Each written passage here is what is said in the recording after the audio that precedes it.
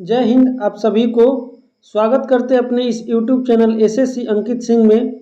आज की इस वीडियो में हम लोग देखेंगे जो आपका 14 जून थर्ड शिफ्ट का दोस्तों एनटीपीसी का जो ये आपका एग्ज़ाम हुआ है उसका क्वेश्चन पेपर के साथ दोस्तों। अगर आप हमारे इस चैनल पर पहली बार आए तो प्लीज़ चैनल को सब्सक्राइब कर बेल आइकन को भी ऑन कर लीजिएगा, ताकि आपका रेलवे का जितना भी एग्ज़ाम होता है, जो कि रेलवे एनटीपीसी हो गया दोस्तों, ग्रुप डी हो गया या एलपी आने वाला जो कि एग्ज़ाम है, उस सभी का हम अपडेट लाते रहते हैं। और उसका क्वेश्चन भी दोस्तों 100% एक्यूरेट के साथ आपका क्वेश्चन लाते हैं। तो आप लोग ज़रूर चैनल को सब्सक्राइब कर लीजिएगा और अपने दोस्तों के पास वीडियो को जरूर शेयर करिएगा। तो आइए क्वेश्चन पर चलते हैं। पहला क्वेश्चन पूछा था दोस्तों कि कोणार्क का सूर्य मंदिर का निर्माण किसने करवाया था। तो दोस्तों आप लोग कमेंट करके बताइएगा कि आप लोग का कुल कितना प्रश्न सही हुआ। तो कोणार्क का सूर्य मंदिर का अगर बात किया जाए तो 13वीं शताब्दी में राजा नरसिंह प्रथम के द्वारा कराया गया था, यानी राइट आंसर आपका ऑप्शन बी हो जाएगा। देखिए इसके बारे में अगर तथ्य जानना है तो देखिए यह कोणार्क का सूर्य मंदिर आपका भगवान सूर्य को समर्पित है और यह उड़ीसा के पुरी जिले में समुद्र तट के पास स्थित है। कोणार्क के सूर्य मंदिर को मुख्य रूप से ब्लैक पगोड़ा के नाम से भी जाना जाता है। अगला देखिए, अगर दोस्तों कोणार्क का सूर्य मंदिर अगर पूछे कि किस स्थापत्य कला का उत्कृष्ट उदाहरण है, तो ये आपका दोस्तों विकसित कलिंग वास्तुकला का सबसे उत्कृष्ट उदाहरण माना जाता है। नेक्स्ट वन देखिए, क्वेश्चन चलता है कि भारतीय संविधान में नागरिकों के मौलिक कर्तव्य को किस संविधान संशोधन द्वारा जोड़ा गया है। तो मौलिक कर्तव्य दोस्तों 42वां संविधान संशोधन 1976 के द्वारा आपका जोड़ा गया है, जो कि स्टार्टिंग में 10 आपका मौलिक कर्तव्य था, लेकिन बाद में आपका एक और जोड़कर वर्तमान में 11 कुल मौलिक कर्तव्य की संख्या है। इसका राइट आंसर आपका ऑप्शन बी हो जाएगा। नेक्स्ट वन क्वेश्चन पर देखते हैं कि देखिए 1857 की क्रांति सबसे पहले किस शहर में हुई।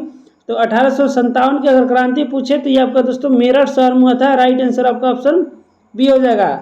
और वहीं अगर पूछे कि कब हुआ था तो ये 10 मई 1857 की क्रांति आपका मंगल पांडे द्वारा चर्बी वाले कारतूस के विरोध करने के फलस्वरूप आपका शुरू हुआ था। अगर 1857 की क्रांति के समय गवर्नर जनरल पूछे तो ये आपका लॉर्ड कैनिंग था दोस्तों, याद रखिएगा। और 1857 को भारत का प्रथम स्वतंत्रता संग्राम किसने कहा था, तो बी डी सावरकर के द्वारा कहा गया था। तो ये सभी फैक्ट भी साथ में याद रखिएगा। अगर वहीं पूछे कि 1857 का क्रांति का नेतृत्व लखनऊ से कौन किया था, तो बेगम हजरत महल। उसके बाद दोस्तों बिहार से आपका किसने किया था, तो कुंवर सिंह ने किया था। और आपका दिल्ली से तो बहादुर शाह जफर द्वारा दोस्तों किया गया था।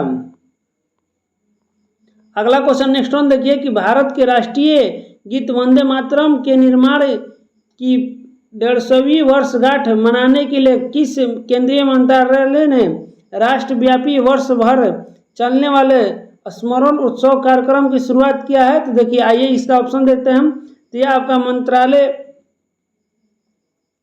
अगर बात किया जाए दोस्तों तो ये आपका मंत्रालय हो जाएगा कि संस्कृति मंत्रालय, यानी राइट वन आपका सही उत्तर हो जाएगा आपका ऑप्शन सी। वहीं अगर राष्ट्रीय गीत पूछे तो ये आपका वंदे मातरम है, जिनकी रचना बंकिम चंद्र चट्टोपाध्याय द्वारा किया गया था।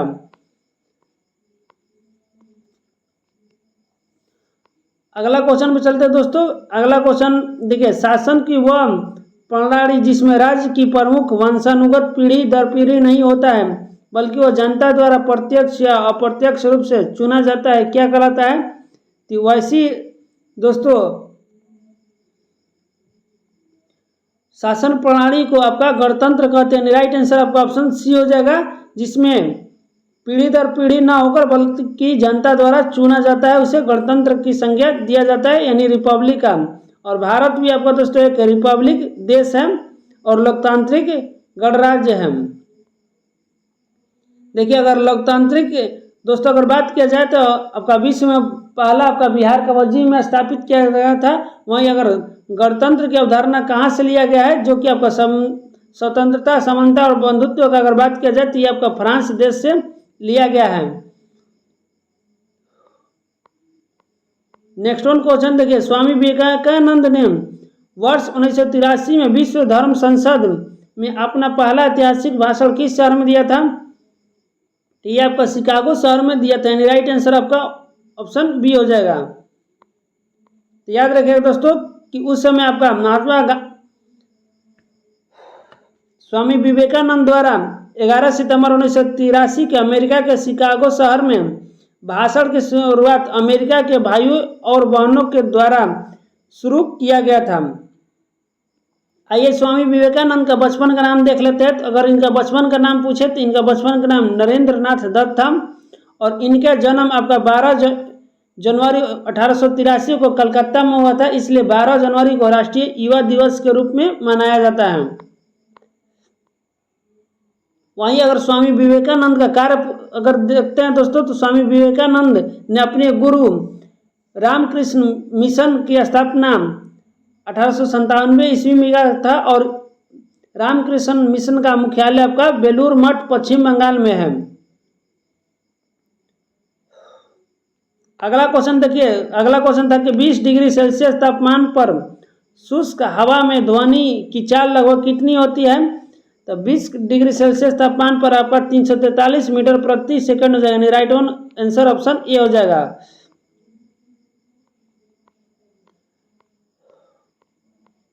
देखिए अगला क्वेश्चन कि 42वें संविधान संशोधन 1976 के माध्यम से प्रशासनिक न्यायाधिकरणों को भारतीय संविधान को किस भाग में जोड़ा गया था? देखिए अगर प्रशासनिक न्यायाधिकरण के दोस्तों अगर बात किया जाए तो ये भाग 14 के दोस्तों आपका ए में यानी 14 के क में जोड़ा गया था, राइट आंसर आपका ऑप्शन सी हो जाएगा।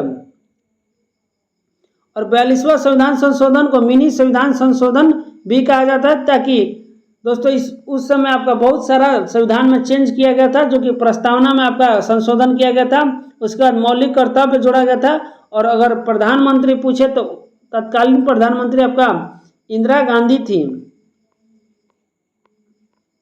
अगला क्वेश्चन देखिए, वर्ष 2008 में किस प्रसिद्ध शास्त्रीय गायक को भारत रत्न से सम्मानित किया गया था, जिन्होंने राष्ट्रीय एकता गीत मिले सुर मेरा तुम्हारा को मुख्य रूप से स्वरबद्ध किया था? तो मिले सुर मेरा तुम्हारा अगर आप लोग डीडी नेशनल सुने होंगे तो इस पे आपका आता था। ये आपका राष्ट्रीय गीत बुलंद करने वाले आपका पंडित भीमसेन जोशी का आवाज था, यानी राइट आंसर आपका ऑप्शन बी हो जाएगा। पंडित भीमसेन जोशी को भारत रत्न पुरस्कार दिया गया था, जो कि 2008 में आपका दोस्तों दिया गया था। वहीं अगर बात किया जाए तो यह भारत रत्न पुरस्कार देश का सर्वोच्च नागरिक आपका सम्मान पुरस्कार हो जाएगा और पहली बार संगीत के क्षेत्र में आपका MS सुब्बालक्ष्मी को दिया गया था, जो कि आपका 1998 में ही दिया गया था। वहीं अगर क्रिकेट की बात किया जाए दोस्तों तो खेल में आपका सचिन तेंदुलकर को दिया गया है। अगला देखिए कि इंडिया आफ्टर गांधी नामक पुस्तक के लेखक कौन है? तो इंडिया आफ्टर गांधी का पुस्तक अगर लेखक पूछे तो रामचंद्र गुहा के द्वारा लिखा गया, यानी राइट आंसर आपका ऑप्शन बी हो जाएगा, रामचंद्र गुहा। देखिए नेक्स्ट वन क्वेश्चन चलता है कि कंप्यूटर में किसी भी सिलेक्ट किए गए टेक्स्ट फाइल या फोल्डर को कॉपी करने की शॉर्टकट कुंजी क्या होती है? तो किसी भी दोस्तों टेक्स्ट फाइल या कॉपी फोल्डर करने का अगर बात किया जाए तो आप लोग अगर कंप्यूटर यूज करते होंगे तो Ctrl+C से आपका दोस्तों कॉपी होता है। वहीं अगर Ctrl+P टिपिएगा तो दोस्तों आपका Ctrl+V से पेस्ट हो जाता है और Ctrl+X टिपिएगा तो कट होता है। तो ये सभी भी याद रखिएगा, आपका एग्जाम में पूछता है। अगला देखिए कि जब स्टार्च को गर्म पानी में उबाला जाता है तो स्टार्च के अणुओं द्वारा पानी सोखने और फूलकर गाढ़ा जेल बनाने की इस विशिष्ट प्रक्रिया को क्या कहा जाता है?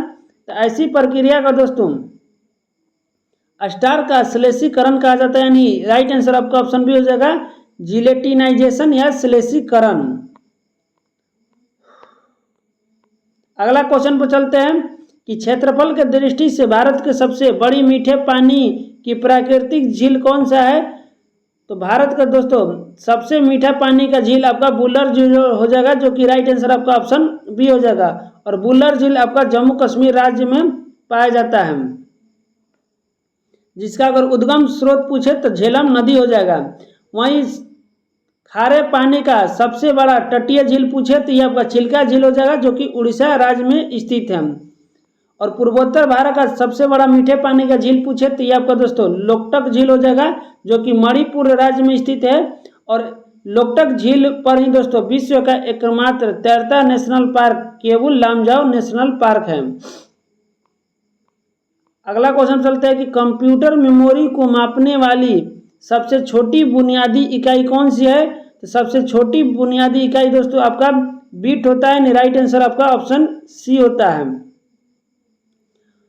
और कंप्यूटर का भाषा पूछे तो बाइनरी भाषा होता है कि जो कि 0 और 1 को सिर्फ समझता है। वहीं दोस्तों अगर डाटा आप लोग को चाहिए कि अगर मोबाइल चलाते होंगे तो 1 MB में कितना KB यानी किलोबाइट होता है, तो 1024 दोस्तों किलोबाइट होता है, याद रखिएगा। और 1 किलोबाइट में आपका 1024 बाइट होता है। अगला क्वेश्चन देखिए, ग्रामीण क्षेत्रों में त्वरित और सुलभ न्याय सुनिश्चित करने के लिए ग्राम न्यायालय अधिनियम किस तिथि से आधिकारिक रूप से प्रभावी लागू हुआ था? तो ग्राम दोस्तों न्याय अधिनियम आपका अगर बात किया जाए तो ये आपका 2008 से लागू हुआ था, जो कि दोस्तों पूरा आपका 2 अक्टूबर 2009 से महात्मा गांधी की जयंती पर पूरे देश में प्रभावी हुआ था। अगला क्वेश्चन देखिए कि तमिलनाडु के प्रसिद्ध लोक नृत्य काराकट्टम में नर्तक नर्तनियां सिर पर पीतल या मिट्टी का घड़ा संतुलित करके नृत्य करते हैं। यह किस देवी की पूजा के लिए किया जाता है? तो काराकट्टम दोस्तों आपका मुख्य रूप से वर्षा के देवी माता के लिए यानी माता मरियम के लिए किया जाता है। राइट आंसर आपका ऑप्शन ये हो जाता है, वर्षा की देवी माता मरियम के लिए काराकट्टम नृत्य किया जाता है। अगला क्वेश्चन देखिए, केंद्रीय बजट 2025-26 में देश के स्टार्टअप इकोसिस्टम को गति देने और नए व्यवसायों की सहायता के लिए कितनी राशि के नए फंड ऑफ फंड्स की घोषणा किया गया है? तो ये आपका राशि अगर पूछे तो देखिए ऑप्शन यहाँ दिया गया है, तो इसका सही उत्तर हो जाएगा आपका दोस्तों 10 करोड़ राशि की शुरुआत किया गया है। अगला क्वेश्चन देखिए, अर्थशास्त्र और राजनीति विज्ञान के संदर्भ में वैश्वीकरण यानी ग्लोबलाइजेशन शब्द का सबसे उपयुक्त अर्थ क्या होगा? तो ये दोस्तों आपका ऑप्शन दिया गया है। अगर ग्लोबलाइजेशन शब्द का अर्थ पूछे तो घरेलू अर्थव्यवस्था का विश्व अर्थव्यवस्था के साथ एकीकरण आपका ग्लोबलाइजेशन हो जाएगा, जो कि 1991 में आपका तत्कालीन वित्त मंत्री मनमोहन सिंह के द्वारा लाया गया था, जिसमें LPG दोस्तों नीति लाया गया था, लिबराइजेशन, प्राइवेटाइजेशन और ग्लोबलाइजेशन। तो इसका सही अर्थ हो जाएगा दोस्तों आपका ऑप्शन बी, घरेलू अर्थव्यवस्था का विश्व अर्थव्यवस्था के साथ एकीकरण। नेक्स्ट वन क्वेश्चन देखते हैं कि यदि किसी देश या क्षेत्र की जनसंख्या पिरामिड नीचे से संकीर्ण और ऊपर से चौड़ा है तो यह मुख्य रूप से किस जनसांख्यिकी स्थिति को दर्शाता है? तो ऐसा पिरामिड दोस्तों आपका घटती हुई जनसंख्या और बुजुर्गों की होती हुई आबादी को प्रदर्शित करता है, यानी बुजुर्ग होती हुई आबादी और घटती जन्म दर, यानी राइट आंसर आपका ऑप्शन सी हो जाएगा। अगला क्वेश्चन चलते हैं कि यदि 15 ग्राम चीनी विलय को 585 ग्राम पानी विलायक में पूरी तरह घोला जाता है तो प्राप्त विलयन में विलय की द्रव्यमान प्रतिशत क्या है? तो ये आपका दोस्तों केमिस्ट्री से संबंधित क्वेश्चन है। तो आप लोग अगर विलयन पढ़े होंगे, मोल मोलालता ये सब, तो आप लोग बना सकते हैं। इसका सही उत्तर हम बता देते हैं दोस्तों। इसका राइट आंसर देखिए, इसका सही उत्तर हो जाएगा 2.5%।